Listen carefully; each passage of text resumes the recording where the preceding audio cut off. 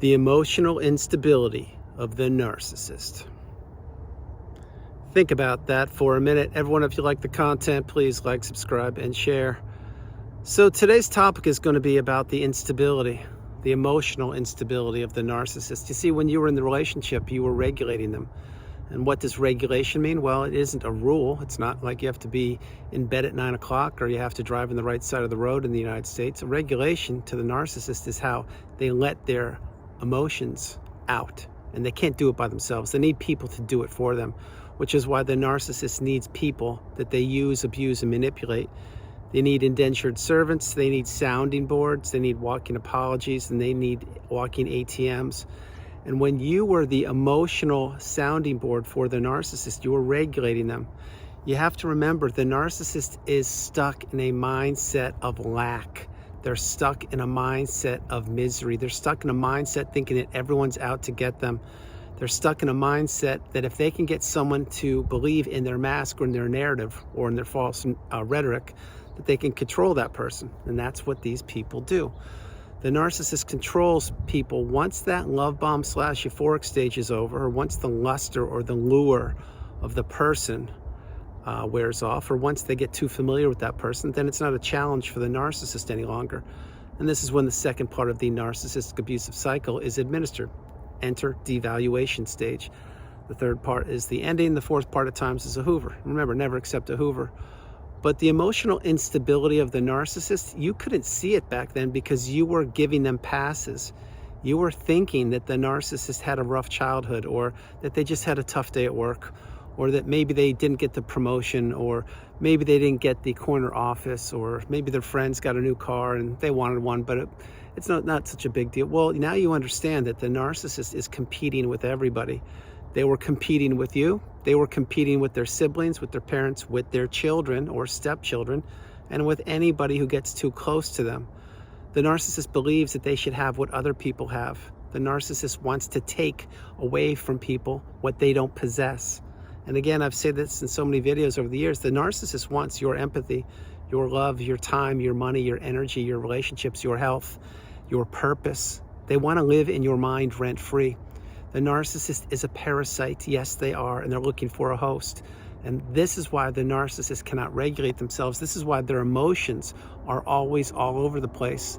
This is why you never get commonplace in the narcissistic relationship. You never get togetherness or growth or serenity or peace. What you get is somebody being pulled really high and dropped really low. That is what I call the roller coaster of abuse, the roller coaster of emotions. And the narcissist knows what they're doing. They know every time in the past, let's say when you were in the relationship with them, when they would throw a rage fit on you, they knew what they were doing. They actually enjoyed it, if you want the truth. Now, every once in a while, maybe you were one of the people where the narcissist wrote a letter to. Yes, I received a few letters over the years, handwritten by the toxic creature, admitting, no, not that they were the narcissist, but admitting that they sometimes lose control and that they wish they could do better and that they hope that I will give them another opportunity. Well, those letters mysteriously disappeared the very next morning after I read them, and they were placed in my closet on my shelf where my shorts and clothes were. And both times, truth be told, there were 3 times, but 2 times I really remember, I woke up and there was a handwritten letter to me, and I read it and I was like, what is this? Well, what that was the cowardly way that the narcissist was apologizing for their poor behavior. Although there was no apology in there. There was no admittance. It was just a glossing over saying, yeah, I know that what I did was wrong, and I hope that we can work through it. Some nonsense like that.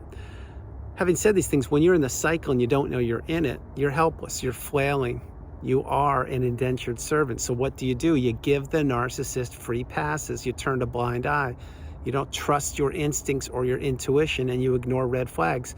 Anyone, and I mean anyone, writing another person a handwritten note / letter apologizing for their poor behavior more than once, but not doing it face to face and sitting down like an adult and having a bottle of water or a cup of coffee and explaining what they did and why they're not going to do it again and how they want to improve. Anyone doing that, it's a coward. They're also a bully, and they also knew what they were doing. So this is why the emotional regulation of the narcissist, they can't do it. This is why when you were in the relationship, you were always walking on eggshells. This is why when the front door would open, would it be Dr. Jekyll or would it be Mr. and Mrs. Hyde that would open the door? This is why you were holding the breath. This is why you could cut the tension of the air with a butter knife. This is why you could never keep the house clean enough, because there would always be a little breadcrumb, literally or figuratively, a little crumb in the corner of a room that no one used. And they would say, why isn't that there? I mean, why is that there? I don't get it. I thought you cleaned. Look at this. Or maybe you would clean the house head to toe. And yes, I'm focusing on cleaning for a reason for this part of the video, but maybe you would clean everything. Windows, you did the clothes, you swept, you vacuumed, you did the dishes, you took out you did everything. And then what would they do? Well, they would give it the old white glove treatment. They would go to some windowsill upstairs in a room, again, that no one uses, and they would brush their finger along the windowsill, and yeah, it would be dusty, because who in the right mind is going to clean a windowsill that's 8 feet off the ground in a room that no one uses? Well, see, the narcissist is always looking to punish people. It will never be enough. It couldn't be enough. It wasn't with you. It wasn't before the narcissist met you, and it won't be after they met you, because they can't regulate themselves emotionally. This is the emotional conundrum or concern that the narcissist has, and they know it. This is why these people, when you were trying to have a conversation with them, I used to call them adult conversations, they would escalate from a 0 on a scale of 1 to 10. They would go from a 0 to a 10 like that. And the reaction or the yelling or the rage fit or the verbal abuse from the narcissist to what you were trying to discuss, it didn't match it. They were overreacting. They were punishing you because they didn't want to hear what you were saying, because what you were saying to them was the truth.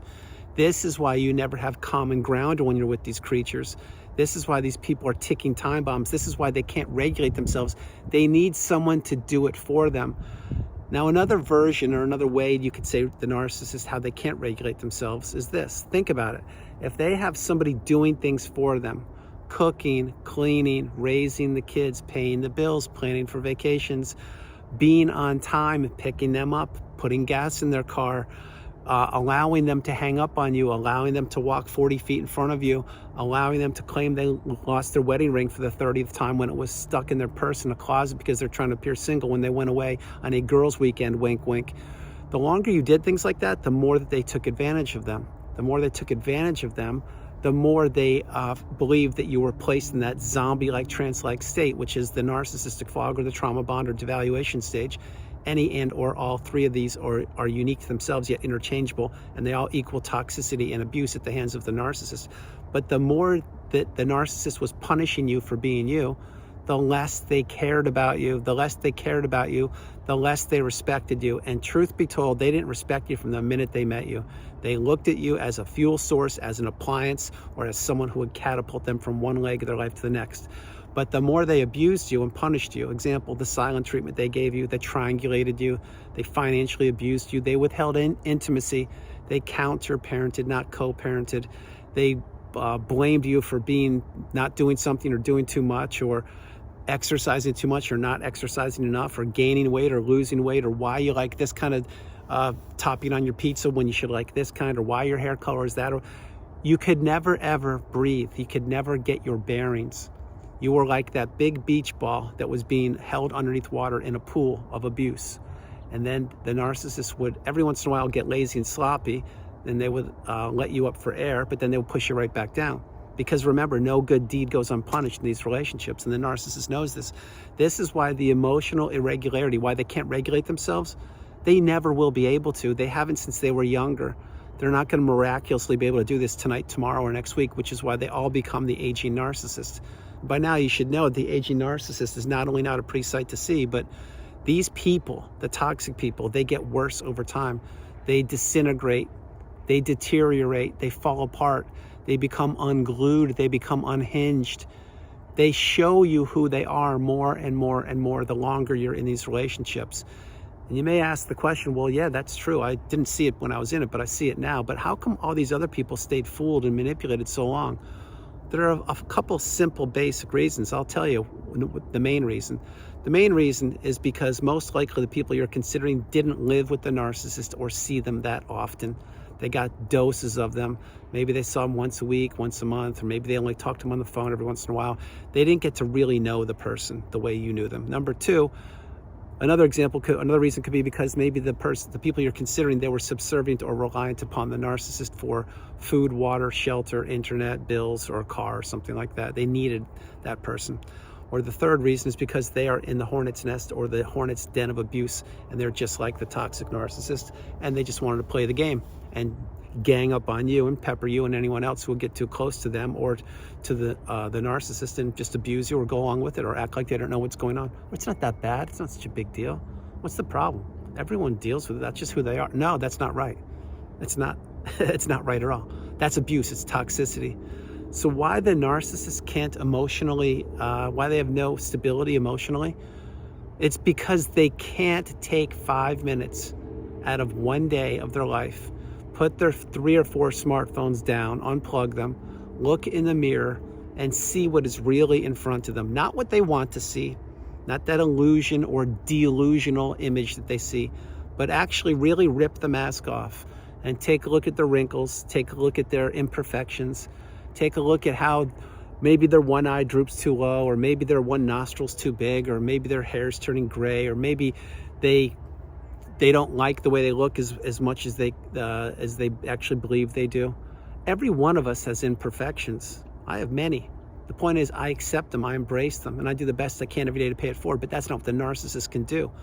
Which is why, if the narcissist were able to introspect or actually look in that mirror and put their ego aside, which is impossible, try to be a human being for 5 minutes, then they would realize, oh my gosh, I actually did destroy these lives. I did create so much disruption.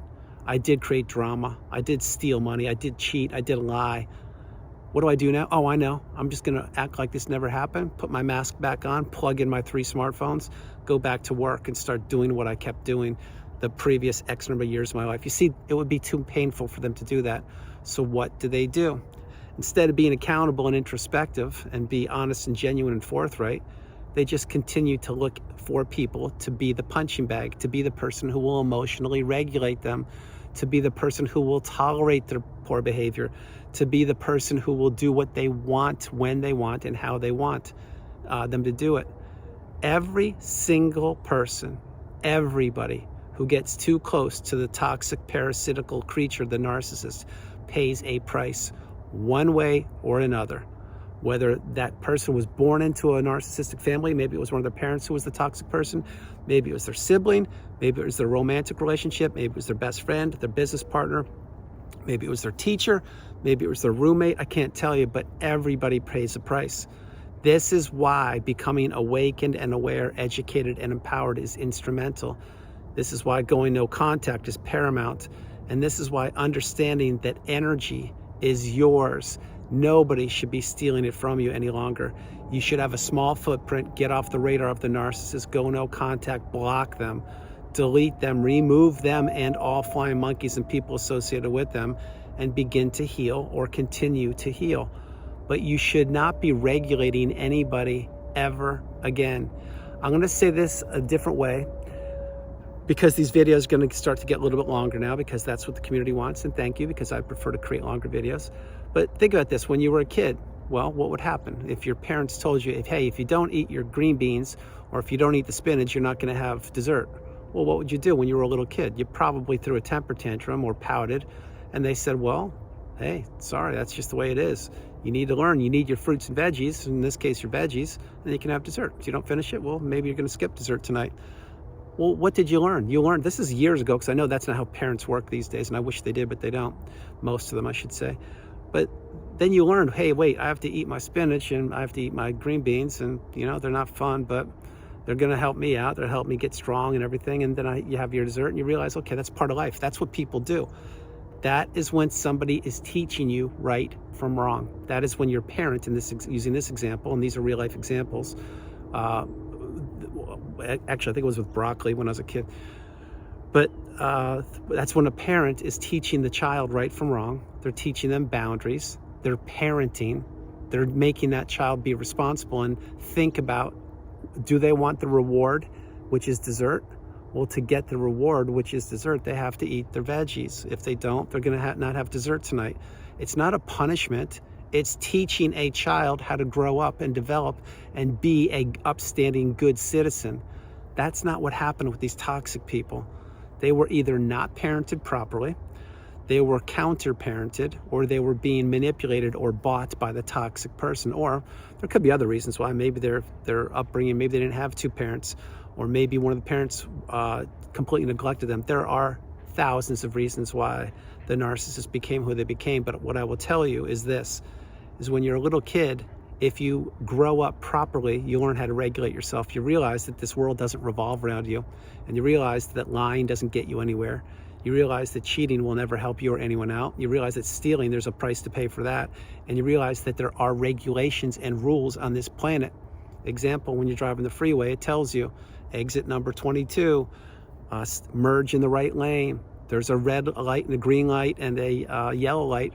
Those are international light signs. Go, pause, or go, yield, and stop. That's why we are a planet, this planet called Earth. That's why we've made it this far, because most of us abide by the rules and the regulations. And we know if others do the same thing, then we have a good planet. It's not what the narcissist says. They say, well, you know what? I'm not going to do that. I'm going to have other people do these things for me, and I'm going to break every rule and regulation under the sun, and I'll blame someone else for doing it. And I don't care, because this is my period of time to abuse people, and I'm going to take whatever I can as fast as I can, and I'm not going to deal with any of the ramifications or consequences because I'll be long gone. See, that's what the narcissist thinks. Now, it's not just that, but what they do think is the regulations don't apply to them, the rules don't apply to them, and that there will always be somebody there holding their hand, changing their diaper, if you will, and telling them it's okay. Well, that's not true. What is true is eventually people get burned out. And I'm not talking about the narcissist. I'm talking about the people they abused. Eventually people draw the line in the sand. Eventually they go no contact. Eventually they become unavailable. Eventually they stop calling the person or picking up the phone when the narcissist calls them. And this could even be without them even knowing that the narcissist is a narcissist. I will just share this with you. So many people understand now what they didn't understand 1 year ago, 2 years ago, 3 years ago, 4 years ago, and 5 years ago about humanity, toxicity, empathy, and what abuse is. There are so many more people on this planet who are literally becoming awakened and aware. And some of those people haven't gone through the cycle, but they're learning boundaries. Some of them have, and they're healing, and they understand now how to proceed through life. And then there's the narcissist, who still needs people to regulate them, who still needs somebody to be there emotionally for them and to tolerate things being thrown at them, being screamed at in a moving car 90 miles an hour, complaining that they have a first-class seat, but they only got on the airplane, but they only got 2 cubes of ice in their glass when there should be 3, disrupting other people's energy, stealing people's time, breaking up other people's romantic relationships, and more and more and more. What the narcissist does is they care about one person, only one person. It is not you. It was never you. It never will be you. It's themselves. They don't care about the new supply. They don't care about their kids. They don't care about anything other than what somebody does for them in that exact moment. And once that moment passes, they act like they don't care. It doesn't matter. What's the next thing? That's why the narcissist is always looking for the next new shiny object. That's why the narcissist can't be satiated or satisfied with one relationship. This is why these people need someone to regulate them. And this is why the narcissist continues to fumble, because they are emotionally bankrupt. They are emotionally inept. They go from 0 to 100 in a second. They don't know how to bite their tongue and listen and communicate properly. They think they know more than other people. They think they're more intelligent. They think that they can bend or break the rules and no one's ever going to call them out. The narcissist, when you were in the room with them, let's say it was a business meeting, say your boss was the narcissist and they had a meeting and you had to, every Monday at 9 o'clock in the morning, you had to sit around and listen to them just babble about all the nonsense and all the whatever they wanted to talk about, but they needed to get their supply source for the week, and it was a weekly meeting every Monday morning, and you and let's say 5, 6 other people had to sit at a round table in a boardroom and listen to this person just vomit nonsense. But you had to bite your tongue because you needed your job, but you didn't know what narcissism was. Think about that. The narcissist needs an audience. They need people to tolerate their poor behavior, and then they need to go wherever they go and say, yep, got the best of that person. I'll do it again next Monday and next Monday and next Monday. But when that person, which was me for quite a long time in that boardroom, listening to all the you-know-what nonsense of people that had no idea what they were talking about. And if you're watching the video, you still don't know what you're talking about. But When you're in one of those meetings and you don't know what narcissism is or what toxicity is, or that someone just wants to suck the oxygen out of the room because they can, and it disrupts your whole morning, which rolls into your afternoon, your evening. Then you go home because you're married to the narcissist and you can't catch a break any way you cut it. It's not a good life. It's not a good experience, specifically when you don't know what's going on. But once you figure it out and you cut the ties, the 4 ties, the emotional tie, the financial tie, the physical tie, and the spiritual tie, and this is after you were discarded or if you removed yourself from it any way you cut it, then you realize that what's out there is nothing but abundance. What's out there is nothing but lush, green, beautiful foliage. What's out there are the doors of abundance being opened for you, the doors of possibility being presented to you, and the doors of opportunity being laid right at your feet. You see, none of this was true before when you were in the narcissistic relationship. You literally were their emotional regulator. You were their emotional sounding board, and you were expected to tolerate all of their slamming of cabinets, all of them not doing the dishes, all of them blaming you because you didn't buy the right dog food, all of them blaming you because you took a left turn when you should have taken a right turn on the road, or all of them blaming you that you parked in the parking lot at a grocery store on row number 2 when you should have parked in row number 1. You should have been closer to the entrance to the building of the store. But and that happened hundreds of times with me. And you may say, wow, I've never heard that one before. I've got so many insights and so much experience. Again, I've only shared about 35-36% at this point, but I will share this one, then we're going to go. Think about parking. You go to the grocery store or whatever store it is. The narcissist usually wants to park in the front parking spot, as close to the entrance as possible. Why do you think that is? That's right. It's because they want to have an appearance like I have the best parking spot and everyone sees me get in and out of the car, and I have an audience of people giving me supply, whether they know it or not. Everyone's looking at me. Now flip it. When you are parking in the back of the parking lot, no one sees you and no one cares. And truth be told, when you're parking in the front of the parking lot, no one cares anyway because they're too busy shopping. But in the narcissist's tiny little pea brain, they don't think that way. They think they need to get the best of everything, always, including parking spots. This is why the narcissist wanted to park in the front, because they wanted you to do what they wanted. And if you did it, great. If you didn't, they would still punish you. But the narcissist needs people to regulate them emotionally. They always have and they always will. That's what you did for quite a long period of time. You're no longer doing it. So once you're out, you need to stay out. Once you see it, you can't unsee it. And that's why this is the relationship you need to heal from.